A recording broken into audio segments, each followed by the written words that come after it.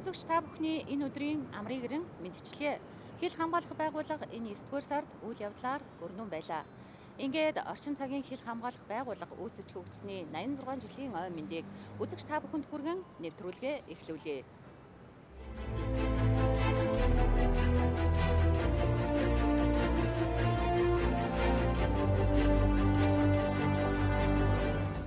Галхын голын дайны ялалтын 80 жилийн ойг улс орон даяар ёслол төгөлдөр тэмдэглэн өнгөрүүллээ.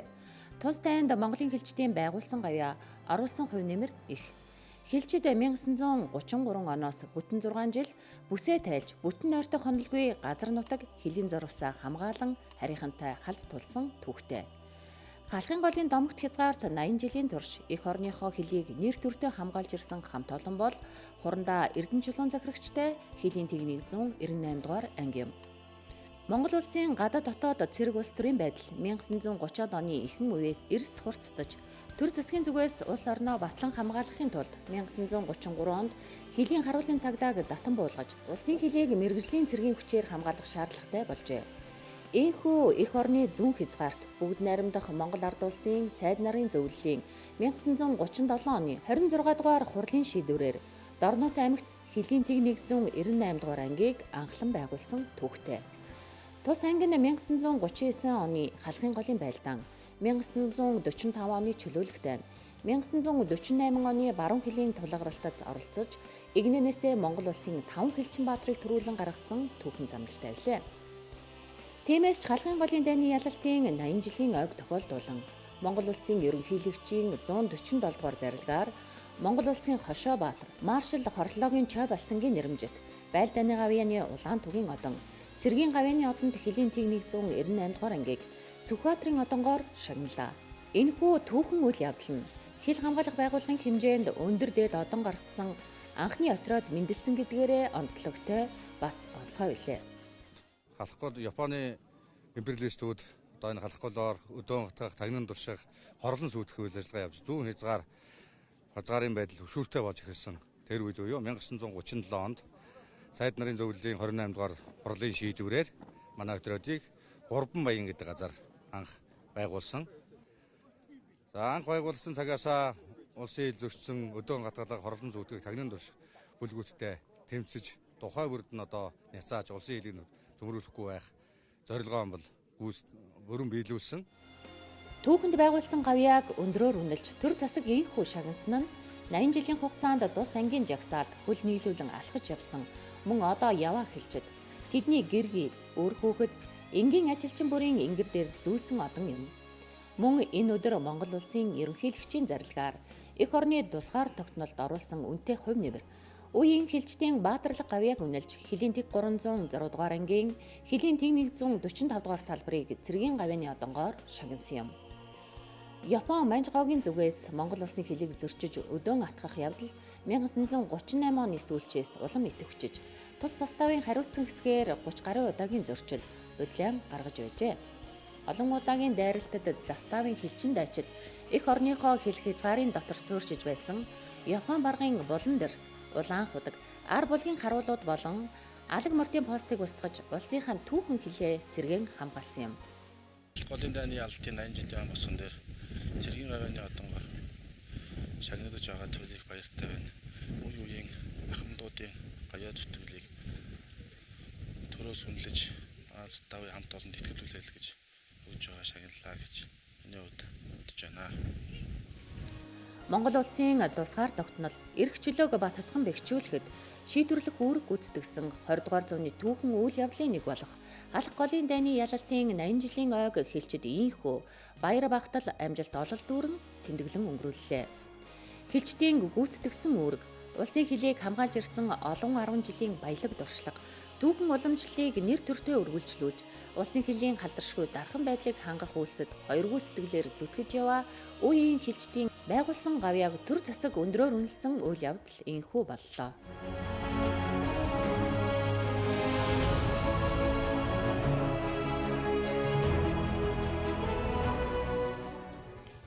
Хил хамгаалах байгууллагаас 2019 онд дэвшүүлсэн зорилтын хүрээнд хөлийн анги, тусгай салбарууд тусгай томилгот бүлгүүдийг сургах, шаардлагатай зэвсэг техник тусгай хэрэгслээр ханган усчин аврагч, хөнгөн хөлгийн жолооч, механикч зэрэг албан тушаалтнуудыг бэлтгэх, хилийн бомбын аюулгүй байдлыг хангах тусгай томилгоот бүлгүүдийн сургалтыг зохион байгуулах зэрэг олон ажлыг хийж гүйцэтгэж байгаа юм. Үүний нэг нь хилчдийн цэрэг спортын наадмыг үе шаттайгаар 5 бүсэд зохион байгуулсан явдал юм. Спортын наадамд хилчид нийт 5 төрөлд өрсөлдөн бүсийн аваргуудаа тодруулсан. Бүсээс шалгарсан тусгай томилгоот бүлгүүдийн аврах шалгаруулах тэмцээн Баян Шанаман дахь хил хамгаалах албаны тусгай бэлтгэлийн зохицолборт энэ сарын 11-ний өдөр боллоо. Эх орныхоо халдваршгүй дархан байдлыг хангах үүргээ нэр төртөө биелүүлж байгаа хилчдийн дунд биеийн тамир спортыг цэргийн сургалттай уялдуулан бие бэлтэр сэтгэл зүйн бэлтгэл, мэрэгжлийн ур чадварыг нэмэгдүүлэх зорилгоор энэхүү тэмцээнийг хил хамгаалах байгууллага зохион байгуулсан. Хилчдийн тусгай бүлгүүд хэрхэн чадварчсан, ямар төвшөнд бэлтгэл хангасан байгааг үнэлэх цаг мөч энэхүү ирлээ. Тэмцээний нээлтийн арга хэмжээнд хил хамгаалах ерөнхий газрын тэргүүн дэд дарга бөгөөд хилийн зэргийн штабын дарга бригадын генерал Бэмсрэн оролцсон юм.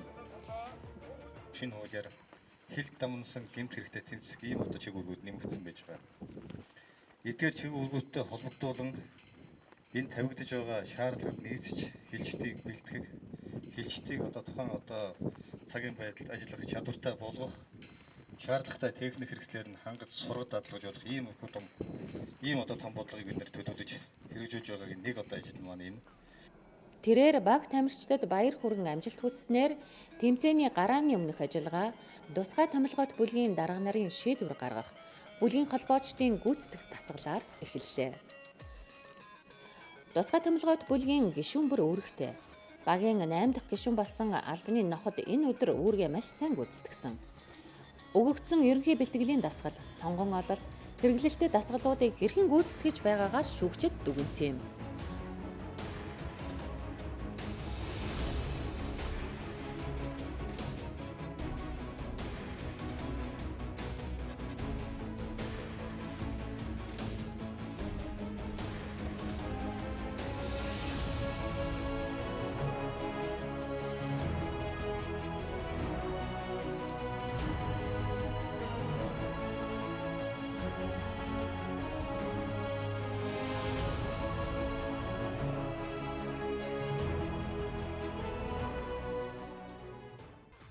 Гардан тулааны үзүүлэх тоглолт. Гарааны өмнөх ажиллагааны онцлог үзүүлбэр байв. Суглаа ёсоор хилийн тэг 286, хилийн тэг 303 дугаар тусгай салбар, хилийн тэг 131, хилийн тэг 146, хилийн тэг 245 дугаар ангилсан дараалалаар гардан тулааны үзүүлэх тоглолт явагдлаа.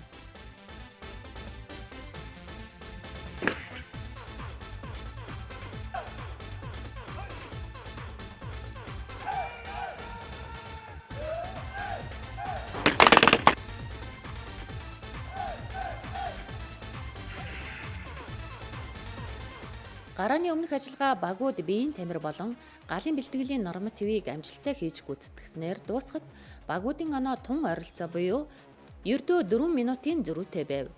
Эндээс багуудын бэлтгэл сургуульд тун жигд байгаа нь харагдаж байлаа. Ингээд марш бүхнийг шийдвэрлэх цаг ирэв. Маршийн замналын эхний цэг гранат. Саадын зурвас буудлага, торон саадыг мөлхөлтөөр туулах, хөнөөлийн голомтод ажиллах, зэргийн байр зэв, байгалийн 3 саад, техникийн бэлтгэл, хилийн алба гэсэн 9 цэгт баг тамирчид 10 км-ийн замналыг туулав.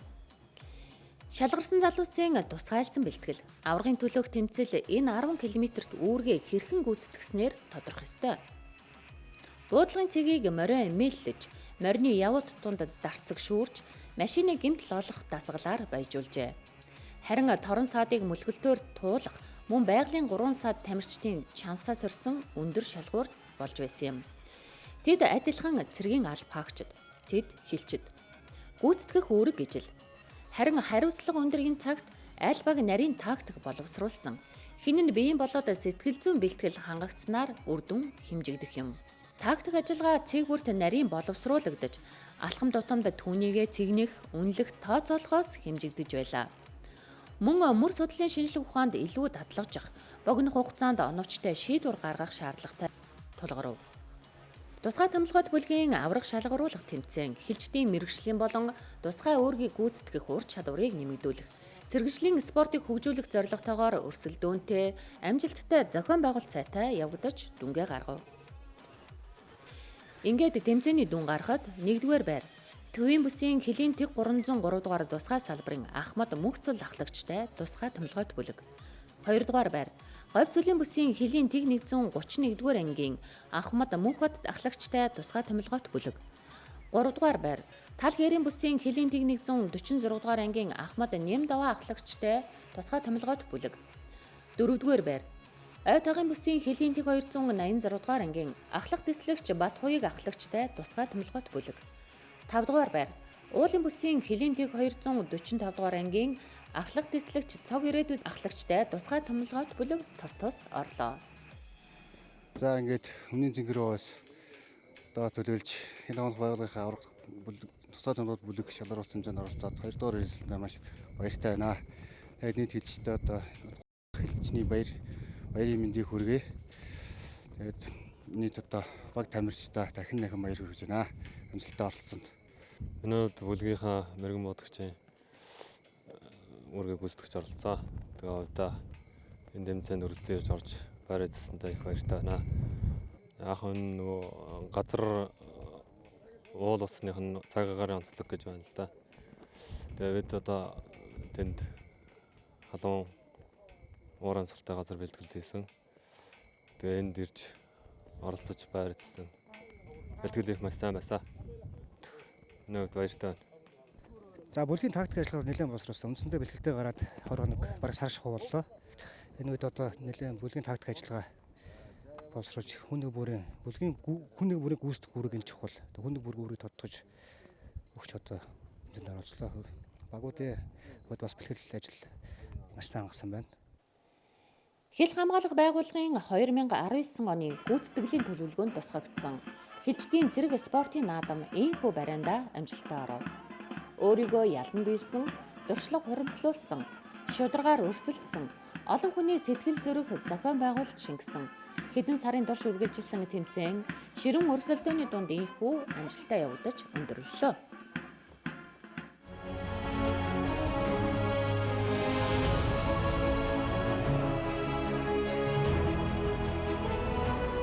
Жил бүрийн 9-р сарын 17-ны өдөр Монголын хилчдийн өдөр тохиодгоо. Орчин цагийн хил хамгаалах байгууллага үүсэж хөгжсөний 86 жилийн ойг тохиолдуулан үндэсний соёл амралтын хүрээлэндэх сүлдэт баган зохицолборт үе үеийн ахмад хилчдийг хүлээн авч хүндэтгэл үзүүлэх ёслолын арга хэмжээг хил хамгаалах ерөнхий газар зохион байгууллаа. Баярын арга хэмжээ хил хамгаалах байгууллагын удирдлага ахмад хилчдийн төлөөлөл Хилчин баатруудын хөшөөнд хүндэтгэл үзүүлэн цэцэг өргөснөөр эхэлсэн юм. Ахмад хилчдэд хүндэтгэл үзүүлэн хил хамгаалах ерөнхий газрын захиргааны удирдлага эрхэлсэн дэд дарга хурандаа ган бол мэдчилгээ уламжлалаа. Тус өдөр цэрэг хувцаараа гангарсан 1000 гаруй ахмад хилчид цугларсан байв. Мөн арга хэмжээнд хил хамгаалах ерөнхий газрын даргын зөвлөлийн гишүүд Төвийн бүсийн Хилийн ангийн захирагч нарын хамтаар ахмад хилчдийн төлөөллийг шагнаж урамшуулсан нь баяр дээр баяр нэмсэн үйл явдал болсон юм. Мөн Хилийн цэргийн дуу хөгжгийн чуулгын уран бүтээлчдийн мэндчилгээ тэдний баяр хөөргийг хөглөж байсныг дурдахгүй өнгөрч боломгүй.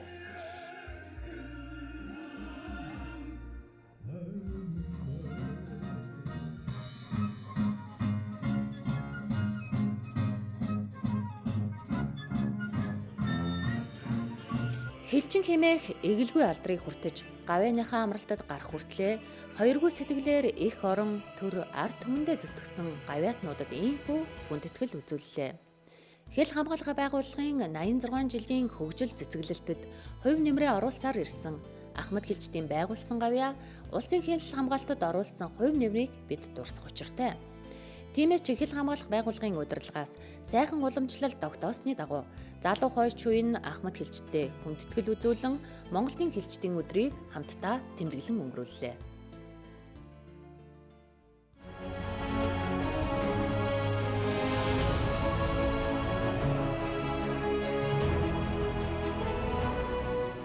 Улсын хилийн зурвасыг хамгаалан тэмцсэн баатарлаг хүүгүүдээс 14 хилчин баатар төрсний нэг нь Монгол улсын баатар Ахмад Самдан Жамцын лавд орж юм.